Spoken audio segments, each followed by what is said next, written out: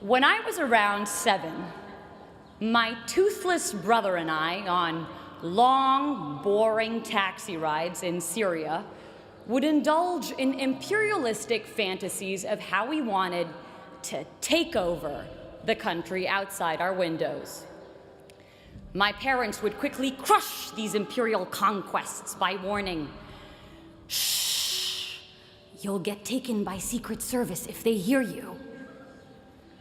The walls everywhere, we were told, could hear our revolutionary ideas and would send us to prison. Whereas children here had ghosts and the boogeyman, our equivalents were our governments. Fast forward to 2010. When I first got here, someone told me, if Harvard shut its gates, it could be its own country, just like the Vatican. As I've walked through this place every day for the past 4 years, I was struck by how true this idea was. I saw it everywhere. The Harvard Nation. I saw it in the big and obvious things. We had our own version of the Statue of Liberty, the John Harvard statue, our own embassies, the Harvard clubs of Boston and London, a tax collection agency, the Harvard Alumni Association, and an endowment larger than more than half the world's countries' GDPs. We also had our own diplomatic passports. Nowhere did I see this more clearly than at US Immigration at Boston Logan Airport. Whenever they saw I was coming from the Middle East, "What were you doing there? Why are you here? Why did God make you from the Middle East?" But I made sure I dressed like our overly proud Harvard dads, with Harvard hat, Harvard shirt, Harvard shorts, and Harvard underwear. And as soon as they saw I was a citizen of Harvard, "Oh, you go to Harvard? Surely you must not be a national security threat. Welcome to America." And suddenly, all the gates to the American dream opened wide. I saw it everywhere, this Harvard Nation, but I saw it not just in the hard structures, but more importantly, in its invisible institutions, the invisible scaffolds around and undergirding the hard institutions.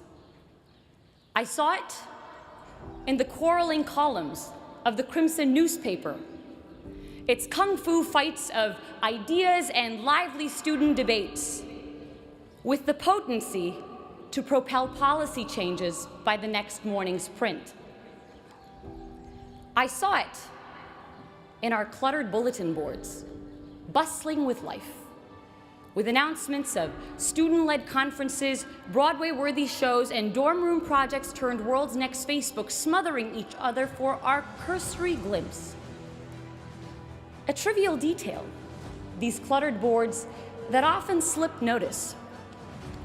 But where some saw papers, I saw passions, purpose, creativity. I saw a heartbeat of civic community's vivacity.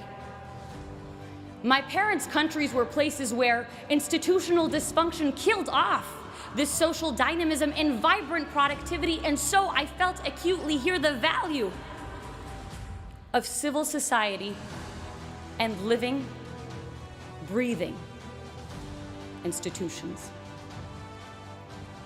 My time here would give me a working model of a better world. Not only that, but that sense of empowerment to initiate change. You see, with those spying walls still lurking in my memory that constrain the little Napoleons in my brother and me, you might imagine my shock when, in one of my first classes here, I suddenly found myself debating a president. So it's the 1990s. Our negotiations class professor set the stage. A war is about to break out between Ecuador and Peru. How will you stop it? I raised my hand to respond. Wait, Professor Shapiro stopped me. Tell the president what to do. And in walked the Ecuadorian president. In bringing the president to me, in having me speak to and question a shaper of history and experience the value he saw in my view, Harvard would make me feel I too could be him. I too had the power to shape history and not just be passively shaped by it.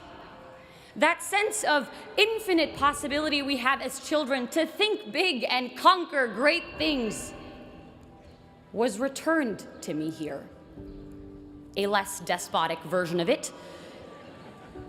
But what seemed intractable problems of the world became opportunities for me, for us, to change things.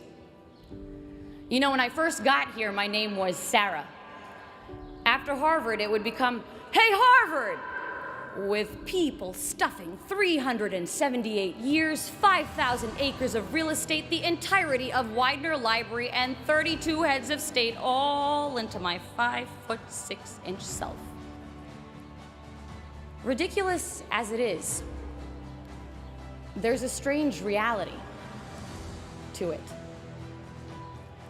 Arab-American author Renda Jarrar pictures inhabiting a new place as running barefoot, the skin of our feet collecting sand and seeds and rocks and grass until we had shoes made of everything we'd picked up as we ran.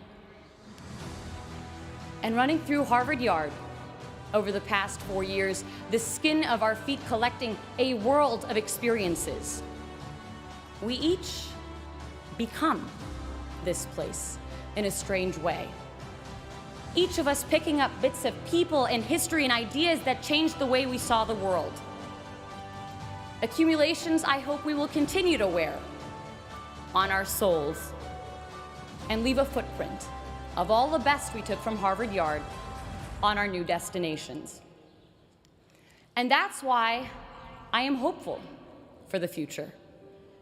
I am hopeful because of my dining hall dinners spent marveling at friends who, while their countries wage bloody war against each other, are able to carry out civil conversation and build generative projects together. I am hopeful because of the founding mothers and founding fathers of revolutionary ideas like these being launched into the world, who will make of its institutions, its constitutions, its hospitals, its art houses, something better. We hear a lot in the news about an Arab Spring. This graduation is sending 6,000 revolutions into the world, and the 6,000 revolutions graduating as part of the class of 2014. If we take those revolutions, those great ideas sparked behind Chipotle burritos and Starbucks coffee cups in our version of Tahrir Square, Harvard Square, out with us into the real world, into the real Tahrir Squares, and make something of them. Revolutions not in arms, but in minds, more powerful and permanent and pervasive. For this isn't a Ukrainian revolution or an Arab Spring, but a global revolution. This is the Harvard Spring of 2014. This is the Harvard Spring.